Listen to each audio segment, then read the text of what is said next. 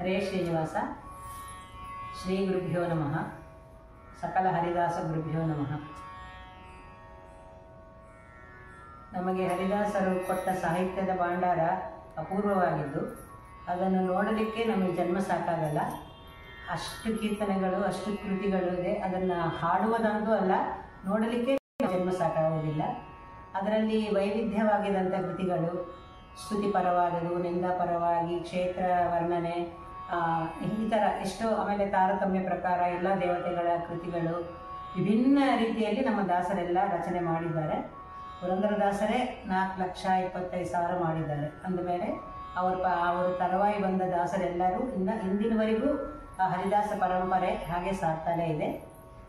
ಪುರಂದರದಾಸರ ಕಾಲದಲ್ಲಿ ಅಪರೋಕ್ಷ ಜ್ಞಾನಿಗಳು ಎನಿಸಿಕೊಂಡ ವಿಜಯದಾಸರು, ಗೋಪಾಲದಾಸರು, ಜಗನ್ನಾಥದಾಸರು ಇವರೇ ಅಲ್ಲದೆ ಅವ್ರ ಕಾಲದಲ್ಲೇ ಇದ್ದ ಕನಕದಾಸರ ಕೃತಿಗಳು ಕೂಡ ಬಹಳಷ್ಟು ಪ್ರಸಿದ್ಧಿ ಚೆಂದಿವೆ. ಸೊ ಇವತ್ತು ನಾವು ಒಂದು ಕನಕದಾಸರ ಕೃತಿಯನ್ನು ನೋಡೋಣ. ಈ ಕೃತಿಯಲ್ಲಿ ಹನುಮಂತ ದೇವರ ಒಂದು ವರ್ಣನೆ ಇದೆ. ಶ್ರೀಹರಿಗೆ ಪ್ರತಿಬಿಂಬ ವಾಯುದೇವರು. ಆ ವಾಯುದೇವರ ಅವತಾರವಾದ ಶ್ರೀ ಹನುಮಂತ ಆ ವಾಯುದೇವರ ಮುಖ್ಯ ಪ್ರತಿಬಿಂಬ ಅಂತ ಹೇಳ್ಬೋದು. ಶ್ರೀರಾಮನ ಸೇವೆ ಮಾಡುವ ಬಗೆ ಅವ್ರದ್ದು ಬಹಳ ವಿಧವಾಗಿ ಅವರು ಸೇವೆ ಮಾಡಿದ್ದಾರೆ.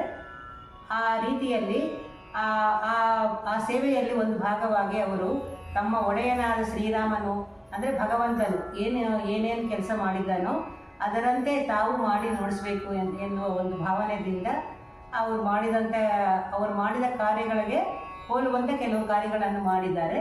ಅಂತಹ ಒಂದು ಕಾರ್ಯಗಳನ್ನು ವರ್ಣನೆ ಮಾಡುವಂಥ ಕೃತಿ ಇದು.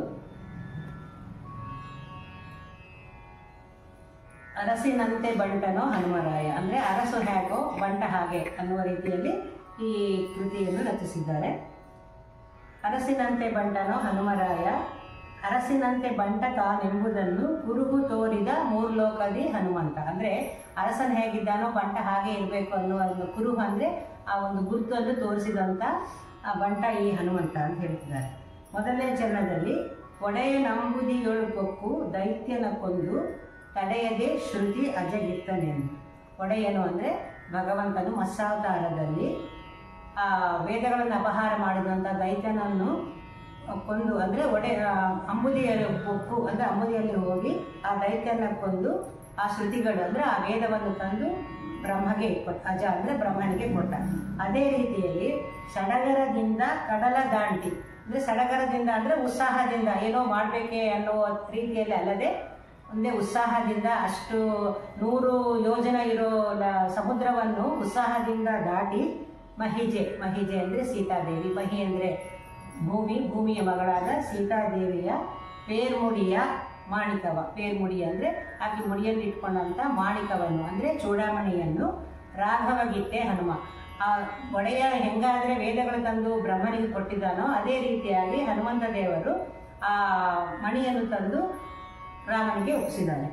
ಎರಡನೇದಲ್ಲಿ ಮಂದರಾಚಲ ಗೋವರ್ಧನಗಿರಿ ಲೀಲೆಯಿಂದಲೇ ಹರಿ ತಾ ನೆಗಹಿದನೆಂತ.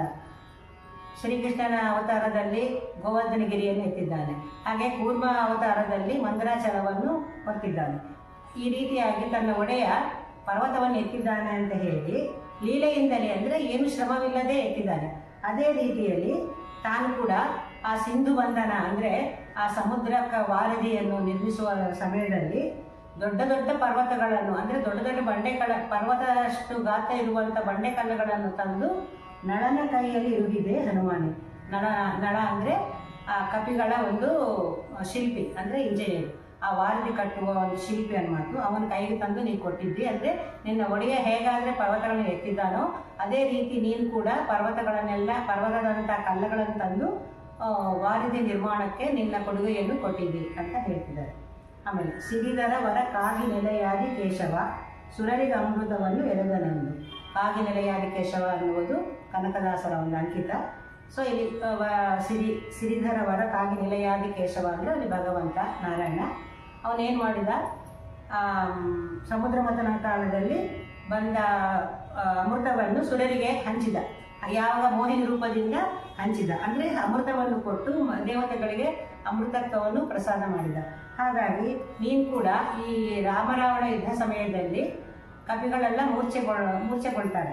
ಸೊ ಆವಾಗ ಅವರು ಪ್ರಾಣ ಉಳಿಸಬೇಕೆಂದು ಸಂಜೀವನ ಪರ್ವತವನ್ನೇ ತಂದು ಅದರಲ್ಲಿ ಇರುವ ಅಮೃತದಂಥ ಒಂದು ಔಷಧಿಗಳಿಂದ ಆ ಕಪಿಗಳನ್ನೆಲ್ಲ ನೀನು ಕಪಿಗಳಿಗೆ ಪ್ರಾಣವನ್ನು ನೀನು ಕೊಟ್ಟಿ ನೀನು. ಹಾಗಾಗಿ ಆ ಒಡೆಯ ಏನು ಮಾಡಿದನು ನೀನು ಅದರಂತೆ ಮಾಡ್ತಾ ಇದ್ದಿ ಅನ್ನುವ ಒಂದು ಸಂದೇಶ ಈ ಕೃತಿಯಲ್ಲಿದೆ.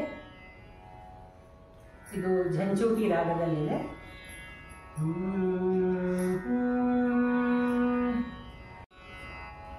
ಅರಸಿನಂತೆ ಬಂಟನೋ ಹನುಮರಾಯ, ಅರಸಿನಂತೆ ಬಂಟನೋ ಹನುಮರಾಯ, ಅರಸಿನಂತೆ ಬಂಟನೋ ಹನುಮರಾಯ, ಅರಸಿನಂತೆ ಬಂಟನೋ ಹನುಮರಾಯ, ಅರಸಿನಂತೆ ಬಂಟ ತಾನೆಂಬುದನ್ನು, ಅರಸಿನಂತೆ ಬಂಟ ತಾನೆಂಬುದನ್ನು, ಅರಸಿನಂತೆ ಬಂಟ ತಾನೆಂಬುದನ್ನು, ಅರಸಿನಂತೆ ಬಂಟ ತಾನೆಂಬುದನ್ನು, ಕುರುಹು ತೋರಿದ ಮೂಲೋಕದಿ ಹನುಮಂತ, ಗುರು ತೋರಿದ ಮೂಲೋಕದಿ ಹನುಮಂತ, ಕುರುಹು ತೋರಿದ ಮೂಲೋಕದಿ ಹನುಮಂತ,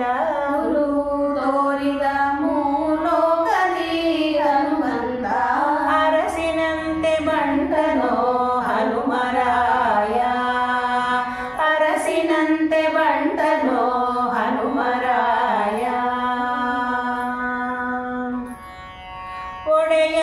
ಒಡೆಯನಂಬುದಿಯೋಳು ಒಕ್ಕು ದೈತ್ಯನ ಕೊಂದು, ಒಡೆಯನಂಬುದಿಯೋಳು ಒಕ್ಕು ದೈತ್ಯನ ಕೊಂದು, ಒಡೆಯನಂಬುದಿಯೋಳು ಒಕ್ಕು ದೈತ್ಯನ ಕೊಂದು, ಒಡೆಯನಂಬುದಿಯೋಳು ಒಕ್ಕು ದೈತ್ಯನ ಕೊಂದು, ತಡೆಯದೆ ಶ್ರುತಿ ಅಜಗಿತ್ತನೆಂದು, ತಡೆಯದೆ ಶ್ರುತಿ ಅಜಗಿತ್ತನೆಂದು, ಒಡೆಯನಂಬುದಿಯೋಳು ಒಕ್ಕು ದೈತ್ಯನ ಕೊಂದು, ತಡೆಯದೆ ಶ್ರುತಿ ಅಜಗಿತ್ತನೆಂದು, ಒಡೆಯನಂಬುದಿಯೋಳು ಒಕ್ಕು ದೈತ್ಯನ ಕೊಂದು, ತಡೆಯದೆ ಶ್ರುತಿ ಅಜಗಿತ್ತನೆಂದು, ಸಡಗರದಿಂದ ಕಡಲ ದಾಟಿ ಮಹಿಗೆ,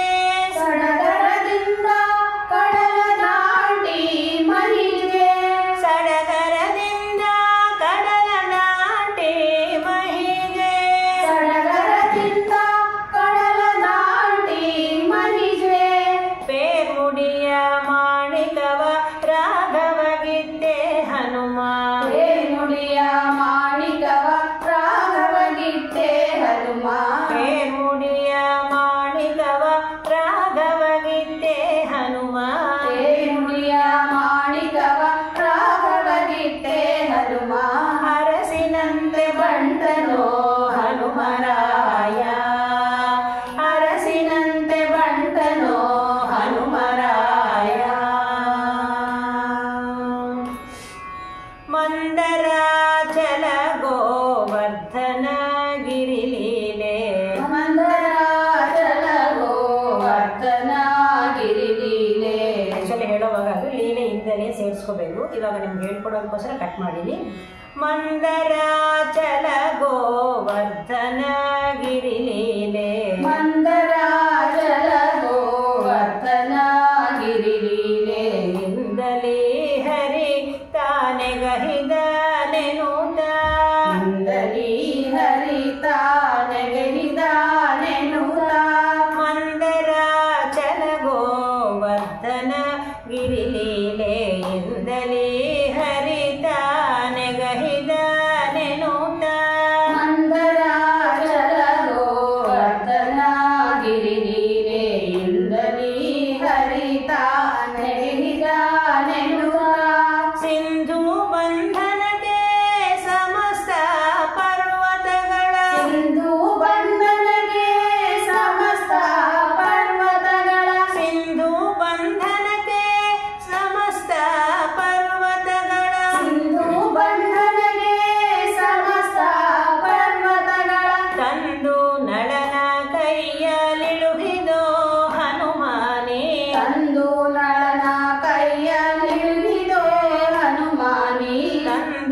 ನಳನ ಕೈಯಳಿಡುಗಿದೆ ಹನುಮಾನೇ ತಂದು ನಳನ ಕೈಯಲಿಡುಗಿದೆ ಹನುಮಾನಿ ಅರಸಿನಂತೆ ಬಂಟನೋ ಹನುಮರಾಯ ಅರಸಿನಂತೆ ಬಂಟನೋ ಹನುಮರಾಯ ಸಿರಿಧರ ವರಕ್ಕಾಗಿ ನೆಲೆಯಾದಿ ಕೇಶವ ಸಿರಿಧರ ವರಕ್ಕಾಗಿ ನೆಲೆಯಾದಿ ಕೇಶವ ಸಿರಿಧರ ವರಕ್ಕಾಗಿ ನೆಲೆಯಾದಿ ಕೇಶವ ಸಿರಿಧರ ವರಕ್ಕಾಗಿ ನೆಲೆಯಾದಿ ಕೇಶವ ಸುರರಿಗಮೃತವನ್ನು ಎರೆದನೆಂದು ಸುರರಿಗಮೃತವನ್ನು ಎರೆದನೆಂದು ಸಿರಿಧರ ವರಕ್ಕಾಗಿ ನೆಲೆಯಾದಿ ಕೇಶವ